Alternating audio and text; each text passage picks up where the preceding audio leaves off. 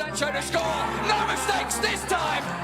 That is a rocket. Royce out. Another fantastic goal by Marco Royce. Haaland's volley is beautiful beyond compare. Jetzt kommt das Wunder von Dortmund. Foulspiel von Inzo an Götze. Needs to lay it off. We're going to shot away. Oh, what a goal! Welcome back to Dortmund Dispatch. Today I'm joined by Joey and Pedro. Pedro, I feel like I haven't seen you in a minute. How are you doing? That's true. We haven't seen each other for a while, but yeah, I'm good. What about you guys? Give me the life update, Pedro. What's going on? Nah, nothing much. Just working. Just like trying to like get some money on a daily life. Like just not spending too much. Yeah, mostly just trying to like chill and just save some money for the rest of the year. But besides that, I'm good. Still excited to come back to the pod, and yeah, let's talk about Borussia Dortmund. Even though like it was a win, but still a few things that are kind of itchy for me, you know. First, Joey, I gotta ask. It's not like we expect a full suit on Dortmund Dispatch. It's a little more casual, but we have a shirt with a nice big gash across the collar. What's going on? You know what? This is one of my favorite shirts right now that I'm wearing. It's got a little black cat on the front, and I have a black cat, so again, one of my favorite shirts. My fiance got this for me a while ago, and I was gonna throw a jersey on for this recording, but I was putting that flag up behind me, and in the process, completely forgot until we were already sat down and started recording. So. Well, no worries. And for the half dozen viewers on YouTube, this is the gap right here that Eli is referring to. Yeah, well, that is right on the seam, so you should be able to repair that. So should be okay. I'll pull out the sewing kit. Sounds good. Well, anyway, Dortmund have defeated Heidenheim 2-0. How did you guys feel about this performance? I thought it was pretty good overall. I think it was one of the most competitive matches that Dortmund plays since, a long time, since preseason. Like, I haven't seen like a solid performance as this one, especially in the first half, of course. I think in the second half, I think we got a little bit too comfortable, so we didn't like put into too much action. But at the same time, I think it was a solid performance overall. They didn't create much. Of course, the send-off helped, but even before that, Dortmund was already dominant. And that's the kind of things you have to do. You have to beat Heidenheim. It doesn't matter if it's at home at the Signal Iduna Park or if it's away. And I think we did a job well done. I completely agree with Pedro there. At the end of the day, it's a win. It's 3 points. We did what we needed to do. Team got the job done. I think my biggest complaint is that there weren't a few more goals. With the sending off, I would have loved to see a couple more goals. But at that point... if my complaint is that we didn't score more when we won, then I feel like it was a good day at the office. Of course, as Pedro mentioned, the sending off certainly helped. But this was a pretty comprehensive win. Between possession, passing, Dortmund dominated. Yeah, some of the players may have taken a nap in the second half. That's neither here nor there. We do have a midweek match on a Tuesday, not a Wednesday, so I'll allow it this time. But, to be fair to Dortmund, they did put up more XG than Bayern did when they won 6-0 or 5-0 this past weekend against the energy drinks and more recently against Hamburg. And so... in terms of this performance, it's actually incredibly complete, whether you're talking about being a man up for 60 minutes or not. This is still a very, very complete performance. And honestly, the best player on Heidenheim is contracted to Borussia Dortmund, and he's a big reason we didn't score more goals. I think SofaScore one of the apps I have had him preventing 2.7 goals, and that gets you right to 5-0. Dortmund had 8 shots on target, so if you have 8 shots on target, you should typically score more than 2 goals. Especially 17 shots overall. It wasn't like we were just having clinical finishes. This was a completely dominant performance. Um, that I think like everyone can really say good things about. Like there's not really a lot of room for criticism. I will find it. We have a whole section dedicated to criticism. And I found some players to criticize, but like largely the team performance, what Niko Kovac put out, uh, is actually what I want to talk to you most about because in this match I've been crying out for it since I don't even remember the Club World Cup. I asked for it. I asked for it match week 1, match week 2, preseason. But we got it. It's Maxi Bayer, Karim Adeyemi, and Sergio Gracia starting together.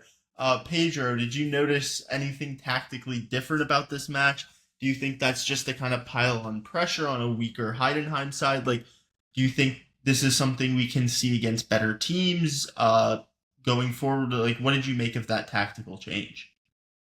I think, like in terms of setup and on the tactical formation on itself, it didn't change much. But I really like how the dynamic changed a little bit with Maxi because he provided us a lot of more movements in those half spaces. So he always interchanging positions with Karim Adeyemi, which I love. I think both of those players can really thrive in those kind of spaces. And I just love also how that also helped the setup with Gross and Mecha in the midfield because having that double pivot and having those guys with like more responsibility, not having a number 10 in Julian Brandt or whoever in the squad who I think Kovac would think would play the same position as Brandt, but not of course with the same creativity. I think both of those players, they really no, I'm not gonna say tried, but it did a really good job in like trying to find those passes like in between the lines. I really loved Felix in match in some parts of the match where he tried to find some cheap passes over the Heidenheim's defense. So in that sense, I think it gave more responsibility to the double pivot and just to put those players in the match constantly and force those guys to be active all the time in creation and having those guys up front moving and opening spaces for the fullbacks for Seru Girassi. I thought that full difference in dynamic really helped the team overall, and it's great to put those guys on the match. Sometimes we complain about Felix matchup being a little bit off the match, so it's always good to have a type of dynamic within the formation, within the tactical formation that really makes those guys to be active on the ball all the time. So that's the thing really I noticed a lot. And also the center backs, I really thought, especially Ben Sebaini, going forward a lot during this match, and I think he can really help the team a lot in those half spaces. I think there was one really good 1-2 exchange with Serhu Girassi in which he almost had a really good chance to set up a. I think I don't remember who almost finished that one to the goal, but I think Ben Sebaini and having those guys, of course, when Nico Schlotterbeck is back, having those center backs like going forward and also helping in the on the build up with those midfielders. So I think overall that's the thing I noticed the most. But I think was overall a good performance. Of course, it's Heidenheim. We don't need to get too excited. But I think it can help with sides that I think are probably going to sit back a little more, especially in matches at home at Signal Iduna Park, where probably we're going to have the ball for most of the time. But yeah, I think that's pretty much for it for me in terms of tactical setup. I mean, I think that the front three, which I was pretty excited to see, is perhaps something that maybe Kovac was giving a try to against a team like Heidenheim, which is a squad that has not looked good since the beginning of the season. Not that the season has lasted very long thus far, but having all three of them, I think, shows a little bit of tactical versatility. And we know, especially in the attack, and we know that Guirassy can play in a front two, and we know that he can act very well as a target man. And then you've got both Adiemi and Bayer, who on the last episode of the podcast, I was sort of hoping that we got to see an Adiemi Bayer partnership in the near future, and having both of them as part of this front three almost allowed a bit more of dynamic play through the attack. And both styles of play were rewarded in this match. I mean, we saw a fair, I guess you could call it a typical goal from Guirassy at this point, as expected. And then we saw this great run from Adeyemi that gave Bayer a pretty easy goal, but to Bayer's credit, he also positioned himself in a way that he was able to run through into space. And I think we kind of got the best of both types of attack. And um, I don't know, maybe that leans itself a little bit more toward why maybe Niko Kovac wanted an additional striker in the squad. In that if he's thinking without having a real traditional winger other than Cole Campbell, what kind of other formations could he use? So we've seen the front two, the front three. I'm sure we'll see a squad at some point with um, just like the single number nine. Um, and I don't know if we necessarily had like a traditional 10 playing in this match either, but I'm sure we could get into a bit more on that later. But overall, I was pretty impressed with the versatility across the attack. And as far as defense is concerned, mostly happy that we kept a clean sheet. And I think that for not being really one of his preferred positions, or at least a position that we love seeing him in, I do think Julian Ryerson played decently in that role. And um, and he took a tactical yellow card when he needed to make the foul. But I mean, even in that instance, it was what needed to be done. And overall, really can't complain though. Satisfied with it. Yeah, so to be fair, and naysay a little bit, Heidenheim did sell their only good player, Pedro's countryman, Leo Ciencia, right around deadline day to Southampton. This is a team that I fully expect to finish 18th this year. They'll be going to battle very, very hard every single week with Hamburg, slugging it out to see who can have fewer points. And we saw a lot of the reasons why. So as much as I can criticize that, I will speak a little bit more positively. Last week, I criticized Daniel Svensson, said one key pass in 2 games is just not good enough for a player who we've seen produce things in the final third. In this match, I don't know if you prefer expected assisted goals, or key passes. 3 key passes for 1.1 expected assist, 0.6 expected assisted goals. So he was doing that. I think that, like, Mecha, I'll talk about more later, but I think for most of the rest of the team, like, this was very much like 2-8. You have obviously not a lot of work to do as a 6 in this match. Our defenders were 15 yards inside uh, in their half. And even after they brought on their pace threat, who can barely kick a ball, no offense, kicks the ball much better than me, I will say, but is just not necessarily. Conte has not shown the end product necessary. He has the pace, but Dortmund just didn't fear him. And the last thing I will add, based off like your comments, like you're talking about this dynamic of having Maxi and then still having the aerial threat of Guirassy, um, but combining that with the pace threat of Adeyemi, that's very much what kind of opened the game up. Like the first goal comes from Guirassy, but the second one, it's just Karim Adeyemi on a breakaway, and he's like normally isolated when you don't have Maxi Bayer on the pitch. He'd be isolated in that situation, and have to take on 4 guys to find like a mediocre shot. And to his credit, against a team that is very much Bundesliga 2 level, he was able to beat 4 defenders and get his shot away. And that was one of the better chances we had in this match. But in this instance, he was able to beat his man, complete his take on, and he found Maxi Bayer very unselfishly, and takes a chance that would go from like 0.25 and finds Maxi Bayer, and it's 0.65 XG all of a sudden. And the way Maxi hit it, it was basically an automatic goal. And like that pace threat is something you can't really get out of Guirassy. Like he's not necessarily that slow, but he's not keeping up with Karim Adeyemi when he's running in behind. And that extra dimension forces all your defenders on the back foot.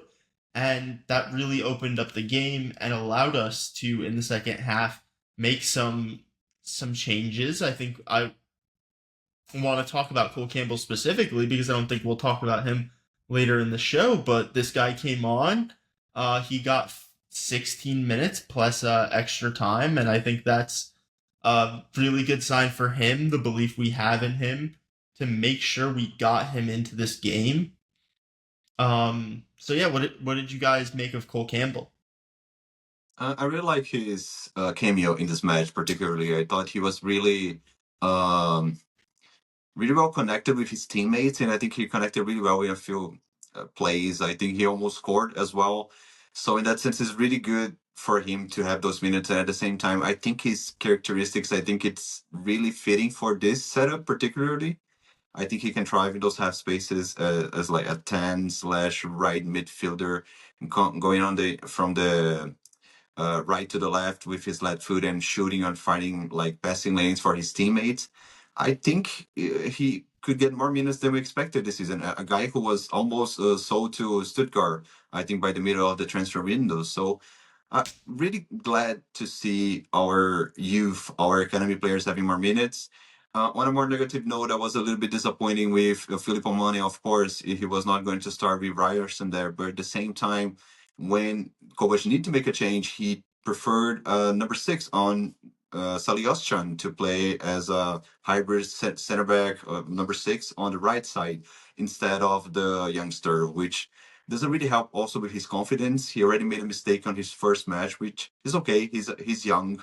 He's gonna make mistakes like that, but it's good for you here to keep him on the agenda, so he would keep going, getting more confidence, and to make, of course, fix his mistakes along the way and provide also good performances for Borussia Dortmund. But we're not gonna know what we're gonna have in that kid for the future and for now if he doesn't play. If the first mistake he makes, he goes straight to the bench, and we put a guy like Salias on improvised as a center back. I mean, we already know we're getting from Oschan, right? Like nothing much. So I don't know, but I think I'm really glad that Campbell had his minutes, but at the same time, not really happy with the Filippo Mane situation on this match particularly.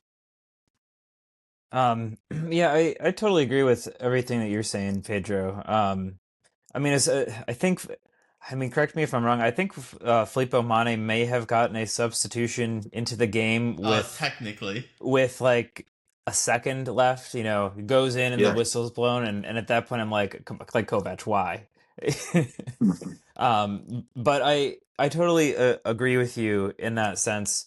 Because as far as Cole Campbell's performance, I'm more concerned with how many minutes he got than I think his performance at the end of the day. He got into the game. It wasn't spectacular, but it was promising. But the fact that he did get 16 or so minutes plus a few of stoppages, it shows that the club has recognized something there. And I know, Pedro, you mentioned that about how he almost transferred to Stuttgart just like a month ago or so. I think it was Niko Kovac who was kind of in favor of blocking the transfer because I think he saw that perhaps there's a player there, and without really having a winger in the squad, a player like Cole Campbell can come on and do something different than the rest of the team of his teammates.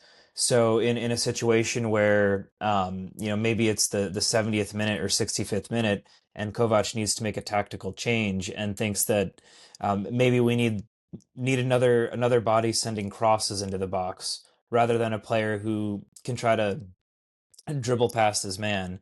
Maybe Cole Campbell's that guy, and I'm hopeful over the coming month or two that we'll start seeing longer stints of him, especially as we get through some of these English weeks with the midweek games. Um, and Mane, I'm hopeful that he will get another chance. But I think it is going to be difficult between Rierson and Anselmino. Um, but I mean, unless there's a really big difference in quality between Anselmino and Filippo Mane, then I think, I mean, Eli and I talked about this a little bit on the pod last week, but I'd almost rather see a player like Mane get the minutes and get experience because he's somebody who's essentially homegrown and we hope is going to be part of the squad for a while. And with Anselmino, he's more of a stopgap. And I mean, we might love him over the next few months, and he might do a really great job. But and unless there's a big change, he's not exactly the future of the club. And Mane is a player who, with improvement, could. And he's still really young, so there's much time, and we're just gonna have to kind of see what happens. Yeah, we'll also have to see what happens in the midweek because in this game on Tuesday, Saliashin's not in the Champions League squad, and he can't be added for a long time. So if you're gonna keep him around, and I think like he will fill some kind of depth role this year, for better or for worse.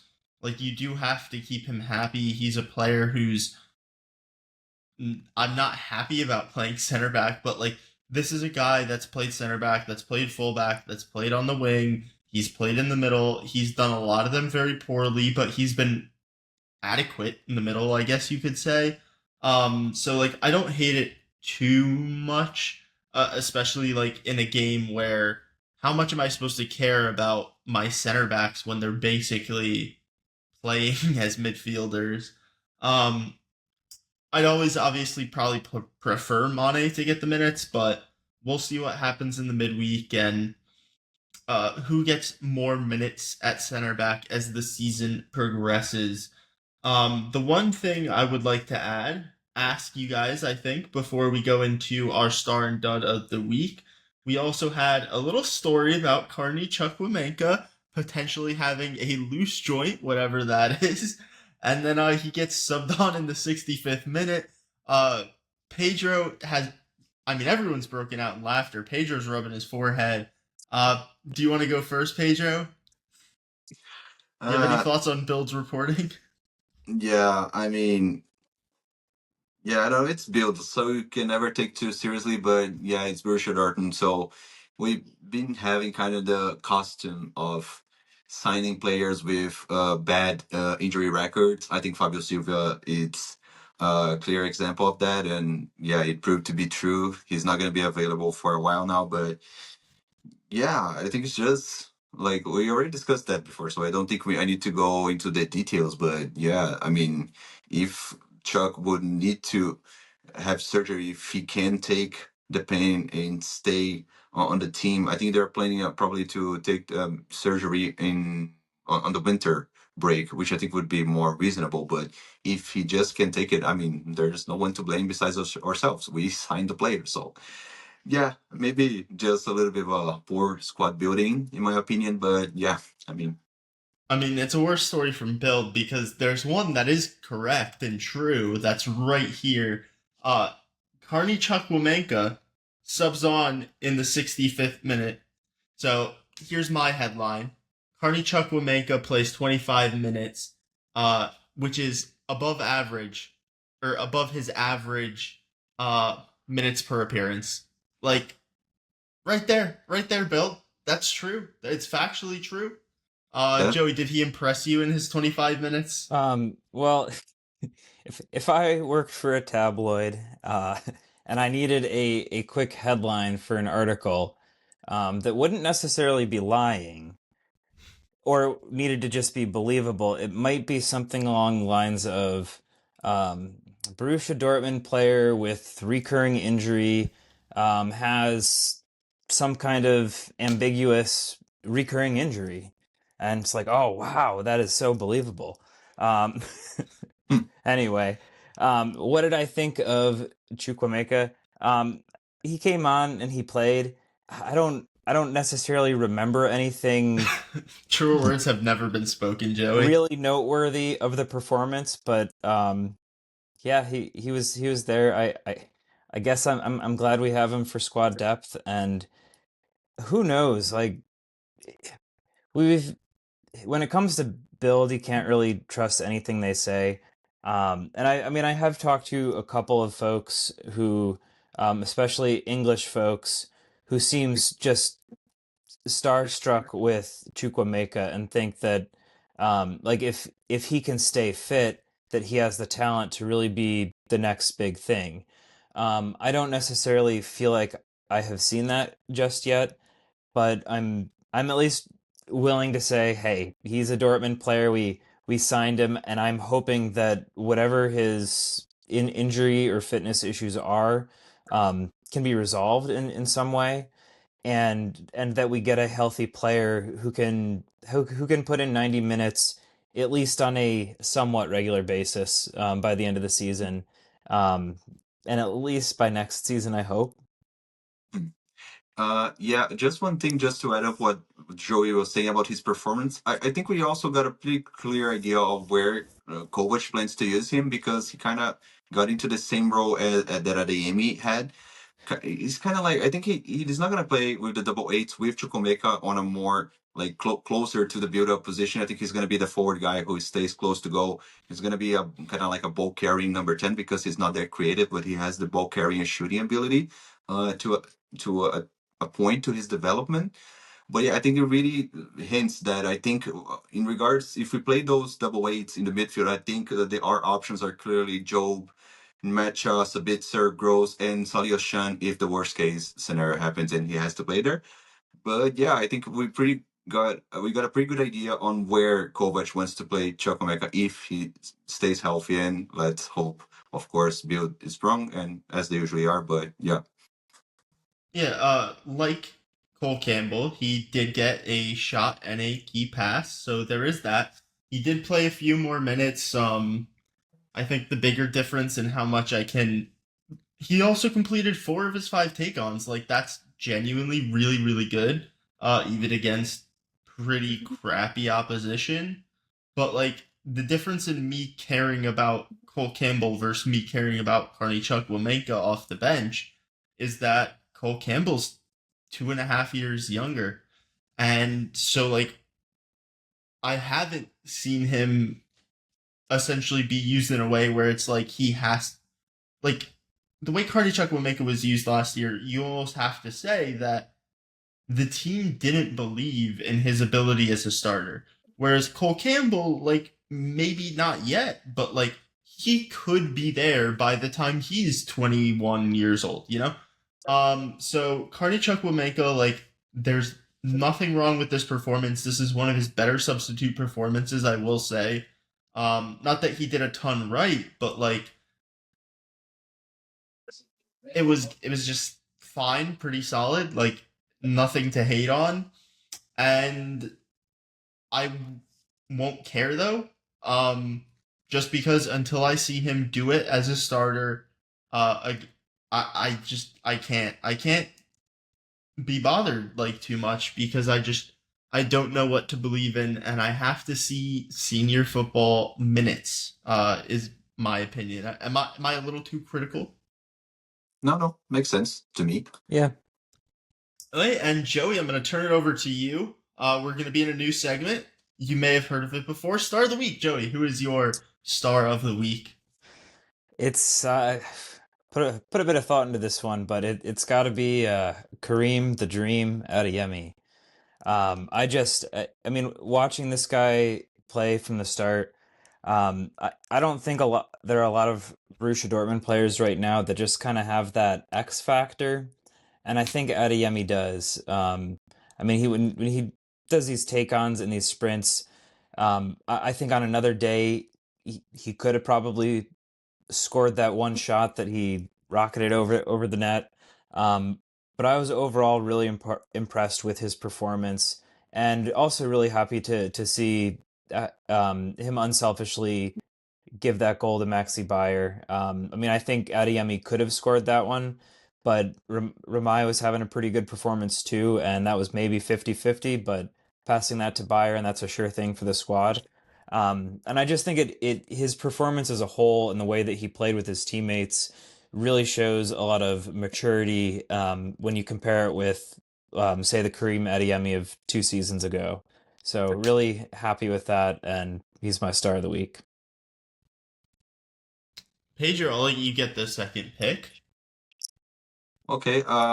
I think I will go what's written in front of me. A little bit of backstage here. Brian is the guy who usually makes the script, and here on the start of the week, he typed it for us. Someone better pick Maxi or I will riot. So I'm gonna go with Brian's wishes. I'm gonna go with Maxi Bayer as my start of the week. Not only because Brian wants it, but I think it's because it's fair. I think the team looks so much better in terms of the setup, which I already talked about earlier. But the way the flow of the midfield and how the attacking dynamics work with Maxi, I think helped the team a lot, and also upgraded or just give it more like options for Karina Adeyemi and Girassi to be dangerous and to create chances for the team. So I think with his overall work rate, with his tactical contribution, with his movements who allow his teammates to find the spaces to find the back of the net. I think Maxi was a major, like a major key changer for Borussia Dortmund in this match, particularly, and maybe for the future. Maybe we would like to see more performances with Maxi in the starting 11. And yeah, I think for me, he was the game changer. I think Maxi Bayer deserves the start of the week. Yeah, there's two guys I want to talk about. I think I already mentioned Ramai, because SofaScore, I think when I checked on the match day, had him saving like 2.6 goals by post shot expected or expected saves. FB Ref, I have it up right now, has him saving 1.9 post shot XG. Like genuinely an incredible performance from Ramai. You would think as a player contracted to Dortmund, he would have been a paid actor, palming the ball into his own net, but no. But no. I hope we don't need the goal differential at the end of the year because I might hold it against him then. But it was a great performance from Ramai, and I think that like people always forget he is contracted to Borussia Dortmund. He came in for almost nothing, and like this performance is a really good one. And if he's like a league average shot stopper across the end of the season, I think that's across the rest of the season after having this good of a performance. All of a sudden, on paper, a player Dortmund spent 5 mil on looks like a guy who could be going for 2 to 3 times that money as at the absolute like worst. So I hope Ramai keeps up this strong form, and we start to have some serious questions asked as the season goes on about like what the Dortmund goalkeeping department should look like, because pressure can make players perform better. People always love to say that with Julian Brandt. I prefer to say rotation, but with the performance over the last season of Gregor Kobel, like giving him one more reason to show up to the training ground and give his best will not hurt, especially when like the player you signed to put that pressure on him is an appreciating asset, and this performance is something that people will take notice of because the shot stopping looked very, very good. Um, Even some of the stuff on the ball, like the pass percentage, is never going to look good when you are a goalie at Heidenheim because so much of the time you just have to kick it long.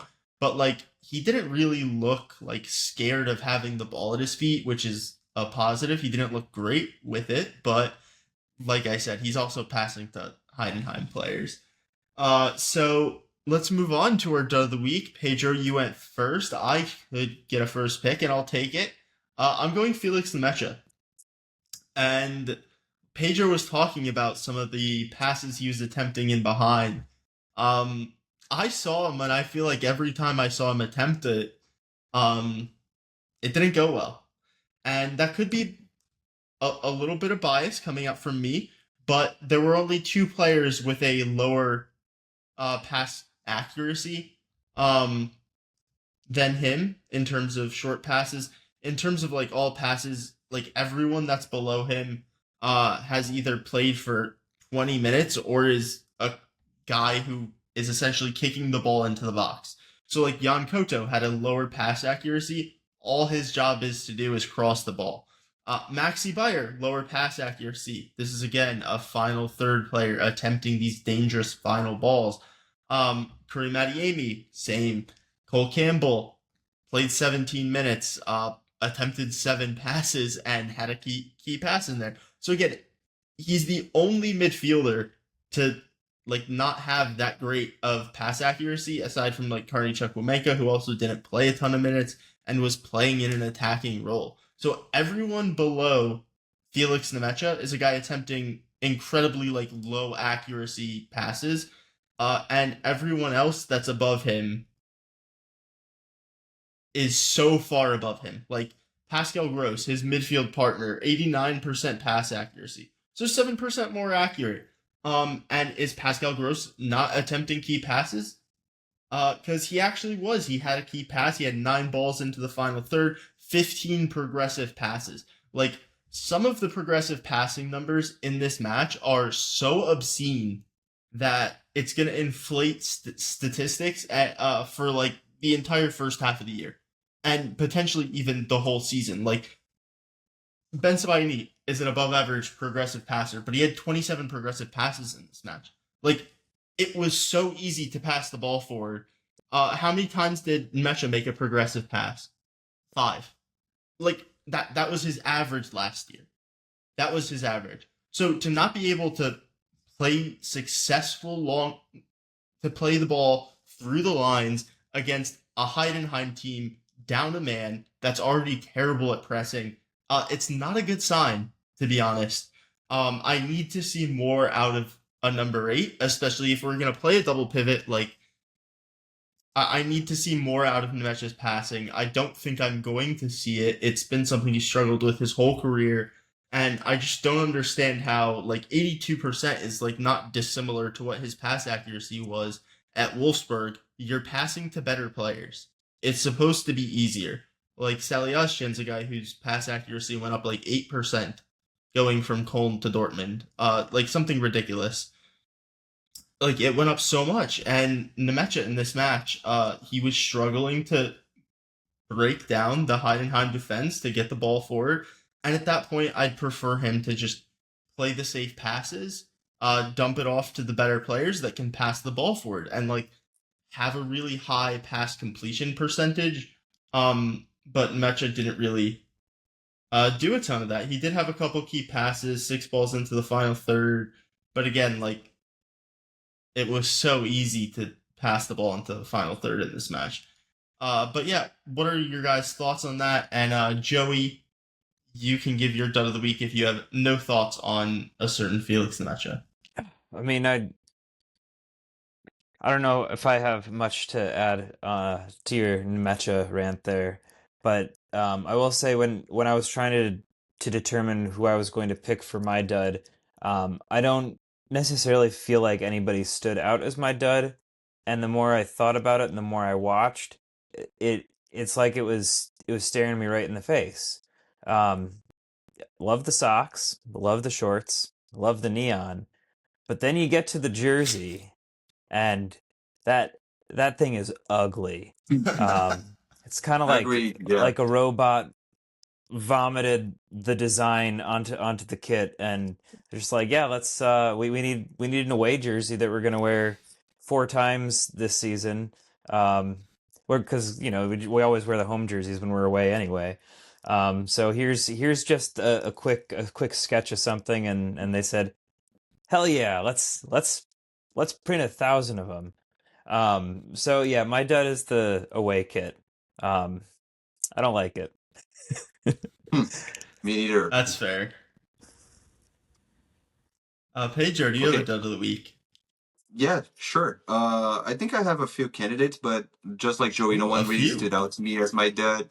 As in regards to the match rant, like what I said before, like I think what I liked about the dynamic in the midfield and how the tactical setup looked like on paper, I think I like the fact that it was kind of like obligating those midfielders to be more active in the creation, and with those spaces being opened by Karim and Maxi Bayer. So in that sense, I'd like to see how that setup helped match a guy who really needs to stay connected to the game, to really stay connected to what was going on, and having this responsibility to put the ball forward and find his teammates. Like I didn't say he was brilliant, but he's still. It's good to see in match trying those kind of passes, even though it's not the guy who showed the best accuracy for those, as Eli said just before. But it's I'm glad to see him trying those kind of passes. At the same time, of course, Eli already chose him. I'm not gonna pick him.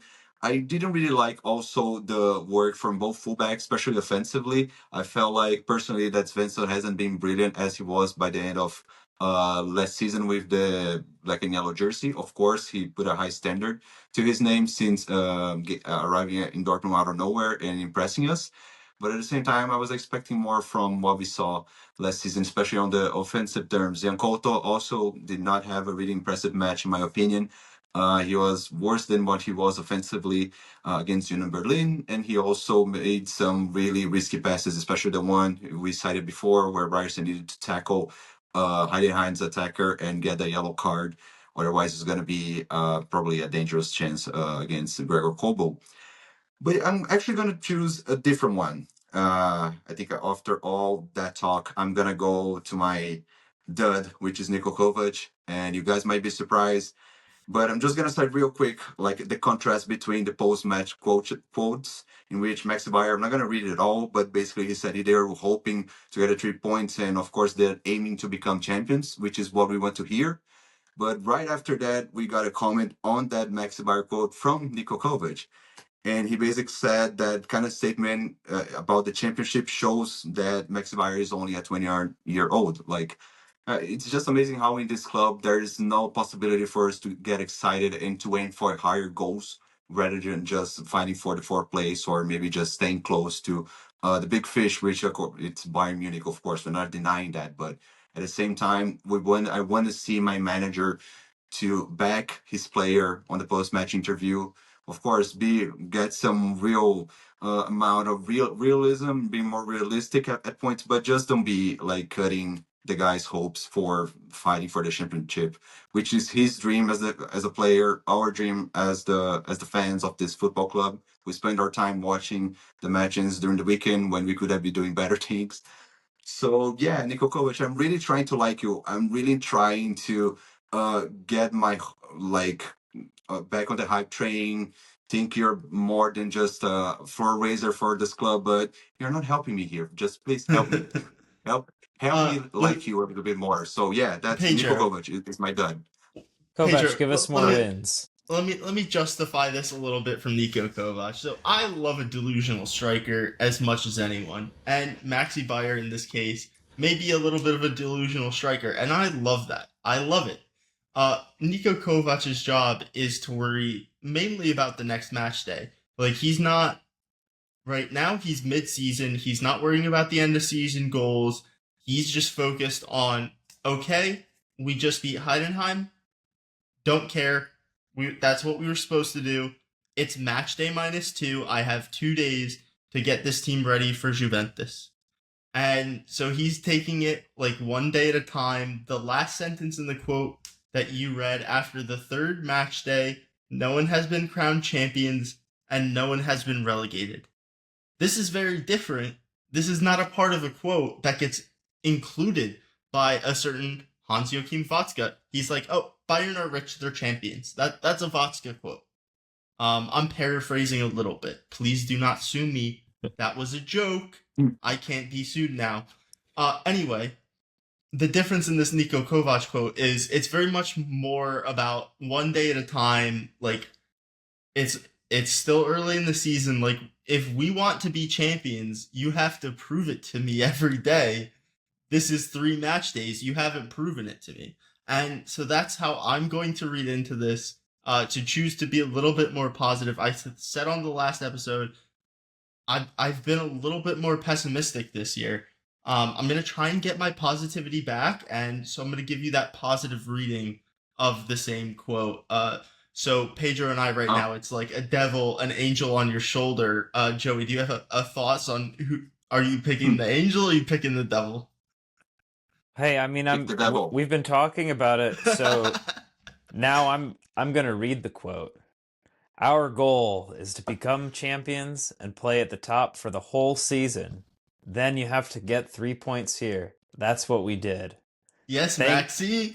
thank you, Maxi Bayer, and let me believe for a few minutes here. Like that, honestly, that's the belief and hunger that I feel like has been missing from a lot of Dortmund players over the last several years.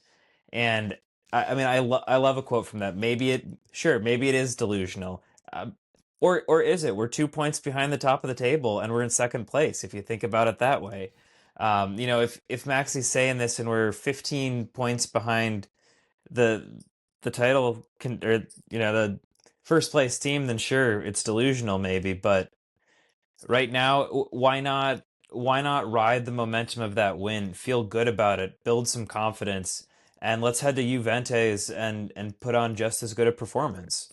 So I understand, like, while I understand Kovac's kind of pragmatic approach to these things, like you guys said, I do think, like, I would rather see Kovac back as player, or say yes, we are going to try to be champions, because like at the end of the day, that is the goal, right? Like, to be German champions. Maybe it's not the most realistic, but that is the goal. So those are my thoughts on it. Yeah, no, just real quick before we go on to the next few matches. Honestly, like I understand what Eli is saying, and he's not wrong by the end of his quote, but his whole quote basically is saying that he's only 20 years old, which of course is maybe a little bit delusional. Of course, we don't have a better score than Bayern Munich, for instance. And but what he said after, I don't know what he was drinking at halftime. Of course, is a bad joke. But man, at the same time, you don't really need to say it like that. I think like, and he even said like a bit older, I'll be tempted. I mean, if you're a bit older, you have more experience. You could at least try to twist that sentence a little bit, just to at the same time to support your player, but at the same time put like everyone's expectation a little bit down. Just saying, guys, we're one game at a time. What Eli said. But of course, we are Borussia Dortmund, and we are aiming for those higher things. So hopefully, by the end of the season, if we win match by match, we improve game by game, we're gonna be able to reach those expectations. And I think it's not wrong for Maxi to dream. It's just the way the sentence is framed. That of course we have the history of vodka, and that doesn't help. That also, of course, I think affected me and other fans when listening a quote like that. But I mean, you can be smarter in the way that you talk. I think that's all that I meant. And I mean, it's amazing how in Borussia Dortmund they don't listen to the PR people. Like, what's it mainly, but man, it looks like Dortmund doesn't have any good PR. If he twisted that sentence just a little bit, just listen to the PR guy. I mean, there will be no questions asked. Like, okay, no, that's a good quote from Kovac. At the same time, he supported his player, but still managed expectations. We're okay. But yeah, that didn't happen in my opinion. But I think the point Yeah, I that think if Eli, anything, too much is being read into this quote. But let's move on because we have two quick previews. By the time you're listening to this, Borussia Dortmund will likely have already completed their match against Juventus on Tuesday. So Juventus have won all three matches so far this season. Dortmund have won two, drawn one, and head to head, 3 wins for Juventus. But Borussia Dortmund did beat them in the Champions League final, 1997. So some key players to watch. I'll let you guys give it for Dortmund. I think the key matchup for Juventus, they have a goalie who's struggled to start the year despite um, having won all three games. They have some center back weaknesses, but they also have Bremer at center back. So the key matchup is going to be, can Bremer stick with Guirassy? Like, we've seen some absurd amounts of shots in every single match for Guirassy. So it'll be really up to Bremer to see if he can limit them, because in 2 of the 3 matches so far for Juventus, they have conceded less than 1 xG, and that's not a lot. And so that's my key matchup. But do you guys have a key player to watch for Dortmund? Yeah, I guess I'll start with this one. For Dortmund, I think the key player to watch here is going to be Guirassy. I mean, if you go onto social media, any of Dortmund's social media, you will see that he has recently had a fun little unboxing video of his bright gold golden boot trophy from last year's Champions League campaign. And given his current form, I think he's going to score, and I think he's going to be hungry to get another one of those trophies. So I definitely think that he's going to be the player to watch here. Pedro, do you have a player that you think is worth watching? I think from like the Dortmund side, I would say Karina Adeyemi.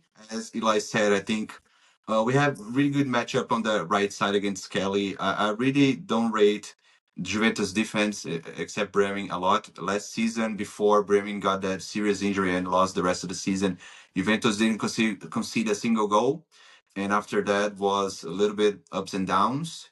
And of course, they conceded three to Juventus to Inter Milan. Sorry, in the Derby d'Italia during the weekend. But I think Bremen, it's a great center back. I think also I'm really excited for him to be back in the Brazilian national team.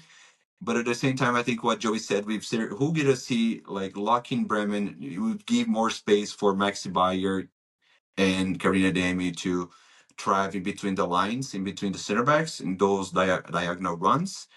And I think that matchup against Kelly, I think Karim Adeyemi can make some damage on the Juventus defense. On the Juventus side, I'm really scared by Yildiz. Yildiz is such a great winger. I think it's one of the best ones in Europe right now, in my opinion. And I think it's going to be a real test to the Dortmund backline to play against a guy of such a high level of skill and output. So, yeah, I think those are the guys we need to keep our eyes on. Yeah, so this weekend, Juventus didn't accrue 1 XG. They scored 4 goals. And like I said before, they haven't conceded over 1 XG in 2 of their 3 matches. So I'm expecting a low scoring game. But I think Borussia Dortmund pull it out. I think it's going to be a 2-1 win. Given what I've said about, like, statistically, it's obviously a very small sample size for Juventus, and they've played 2 teams that are potential relegation candidates, as well as Inter Milan. What are you guys expecting for a score prediction here? For me, I would go with a draw. I think Dortmund and Juventus are going to draw 1-1. As you said, I don't think there are going to be that many goals. I think Borussia Dortmund, not sure they're going to be able to hold up those offensive threats that they have. But at the same time, I think we can compete to a decent level against the Italian Giants. So I think it's going to be a 1-1 draw in the first match. Joey?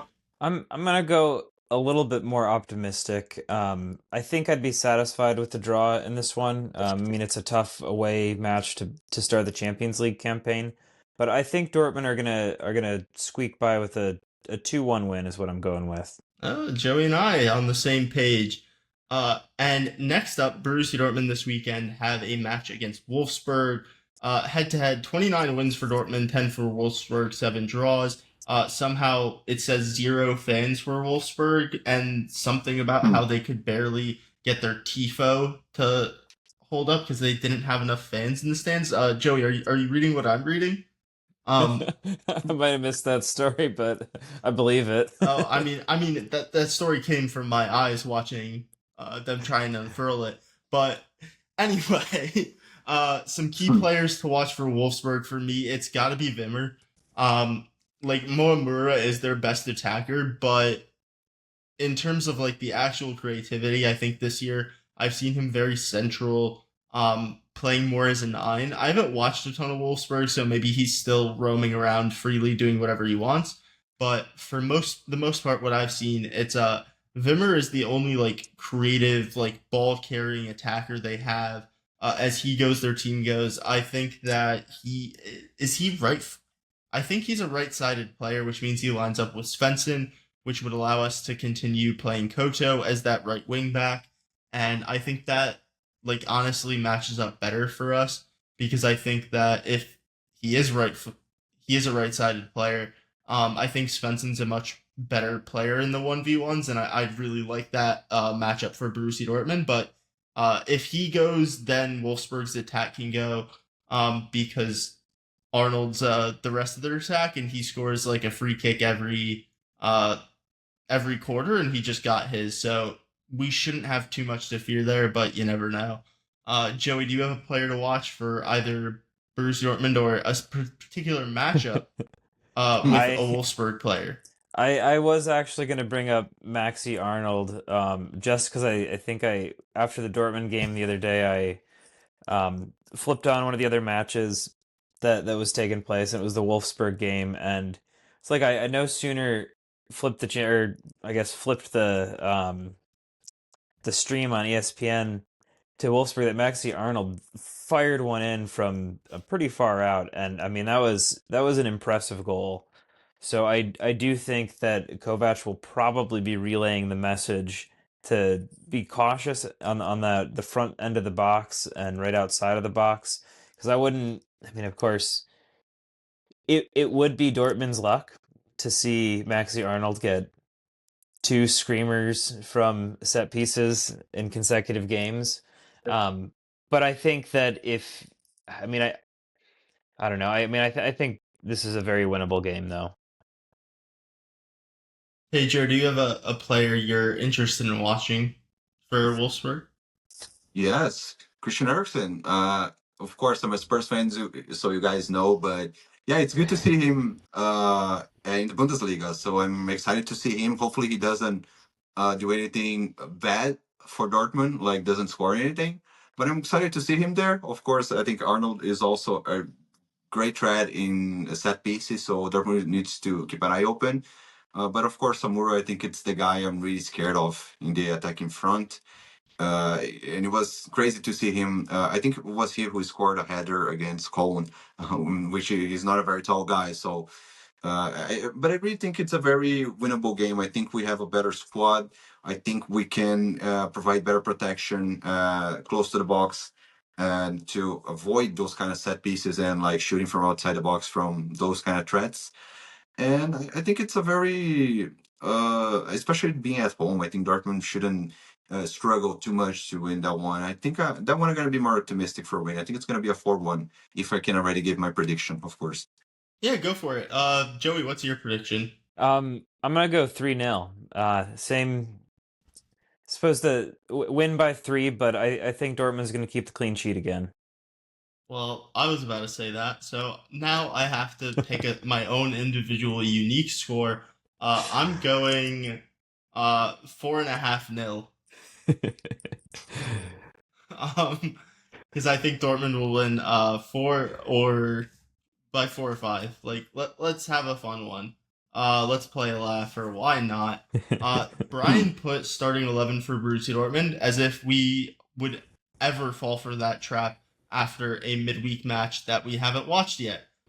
So unless one of you guys wants to take a crack at it, I am not saying a single name.